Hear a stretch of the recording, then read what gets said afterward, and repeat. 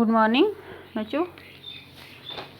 आज हम face showing जो है लेसन 7th क्लास की इंग्लिश का जो लेसन है फेस शोइंग उसके आधे क्वेश्चन आंसर्स रह गए हैं वही करेंगे लैंग्वेज वर्क में। कल हमने किया था वर्किंग विद द टेक्स्ट, आज हम करेंगे language work. Find from the lesson words which mean the following. ये सेंटेंस दिए गए हैं, इनकी मीनिंग हमें लेसन से ही निकालना है कि इसका मतलब क्या है। टू वांट समथिंग और to want to do something, इसका मतलब क्या है। इसका अगर हम दूसरे लफ्ज़ में बोलते हैं वन वर्ड सब्स्टिट्यूशन भी, एक ही लफ्ज़ इसका बोलेंगे तो इसका आएगा टेम्पर्ड। क्या आएगा? टेम्पर्ड। आप लिखो, बाद में मैंने लास्ट पेज पे भी इसके आंसर लिखे हुए हैं। अगर आप इस वक्त भी लिखोगे तो आप कॉपी पे लिख सकते हो टेम्पर्ड। लास्ट पे मैंने इसके आंसर्स लिखे हैं।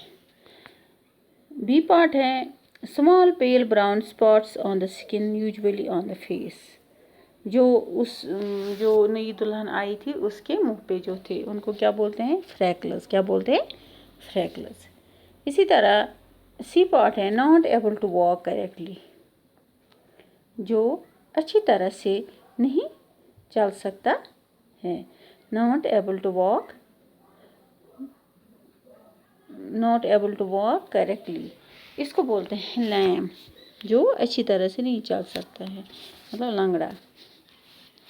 डी पार्ट है हैपनिंग और doing at the same time, इसको बोलते हैं साइमल्टेनियसली। क्या बोलते हैं? Simultaneously.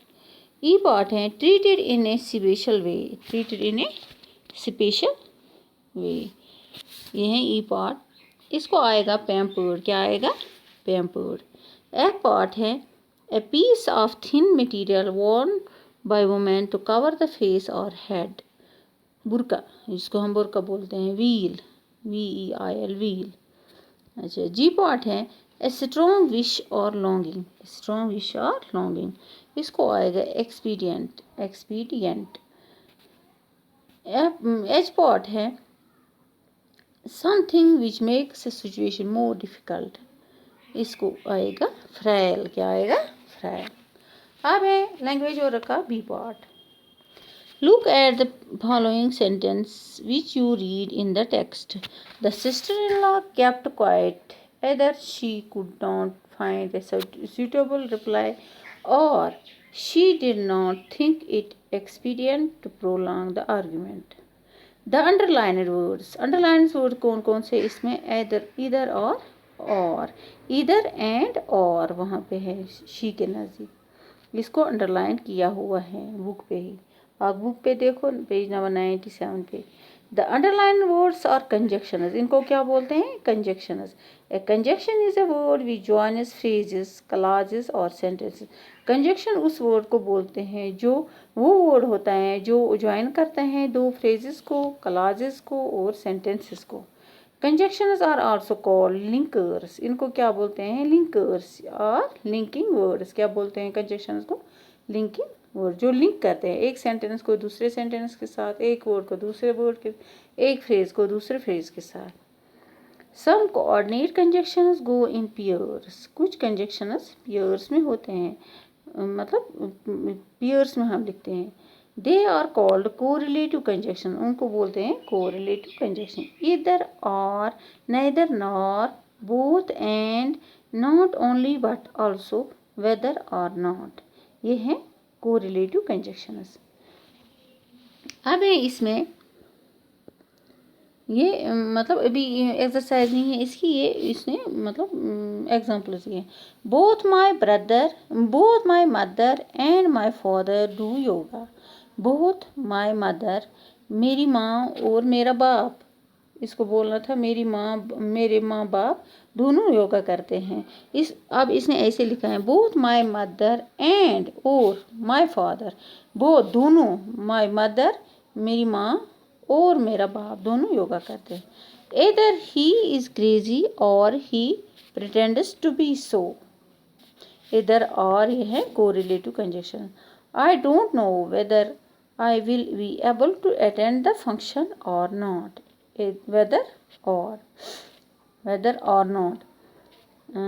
Neither my father nor my mother is at home. Neither my father nor my mother is at home. Neither and nor ये हैं correlative conjunctions. Not only इसके साथ आएगा but also. Not only does Anita study well, but she also wins prizes in debates and quizzes. Not only but also. ये हैं correlative conjunctions. अब fill in the blanks हैं, इनको हमें भरना है. फिल इन द ब्लैंक्स को भरना है किससे? इन्हीं कंजक्शन से. Now fill in the blanks in the following sentences.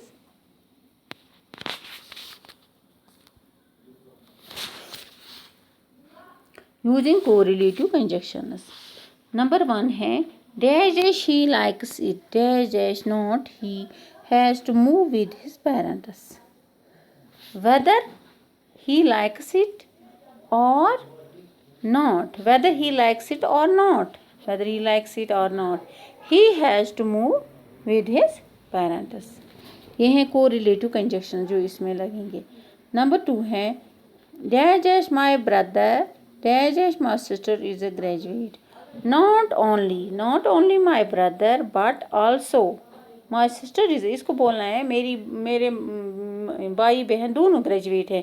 अब ये इस तरह बोलते हैं नॉट ओनली माई ब्रदर, मेरा भाई ही नहीं, but also my sister is graduate, मेरी बहन भी ग्रेजुएट हैं. She is dash dash beautiful and dash dash intelligent. She is dash dash beautiful dash dash intelligent. Not only she is not only beautiful but also intelligent. वो beautiful ही नहीं है but she is also intelligent. Number 4 है the fire destroyed the dash dash the cloth store dash dash the stationery shop. इसको आएगा fire ने दोनों को डिस्ट्रॉय किया है, स्टेशनरी शॉप को भी क्लॉथ स्टोर को भी. अब लिखना ऐसे है the fire destroyed both the cloth store and the cloth store and the stationery shop. Number 5 है dash dash he likes it dash dash he has to undergo surgery. Whether he likes it or he has to undergo surgery. Number 6 में आएगा dash dash he is sincere dash dash he is pretending to do so. Either he is sincere or he is pretending to do so. Number 7 है he borrowed a book from the library. He dash dash read it dash dash return it. ना उसने पढ़ी ना उसने वापस की, उसने book बारो की थी लाइब्रेरी से. He borrowed a book from the library. He neither read it nor returned it. He neither read it nor returned it.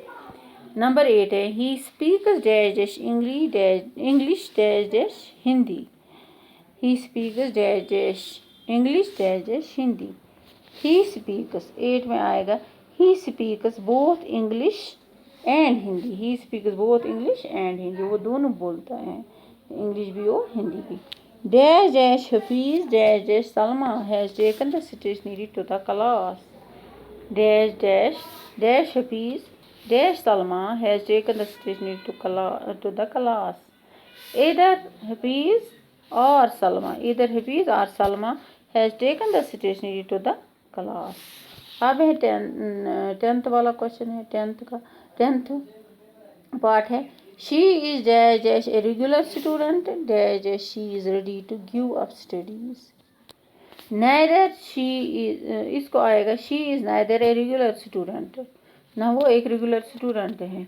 dash she is ready to give up studies nor she is ready to give up studies, ना वो छोड़ने के लिए तैयार है, study छोड़ने के लिए तैयार है. आज हम इतना ही पढ़ेंगे, कल ये वाला क्वेश्चन दूसरा पढ़ेंगे. Thank you.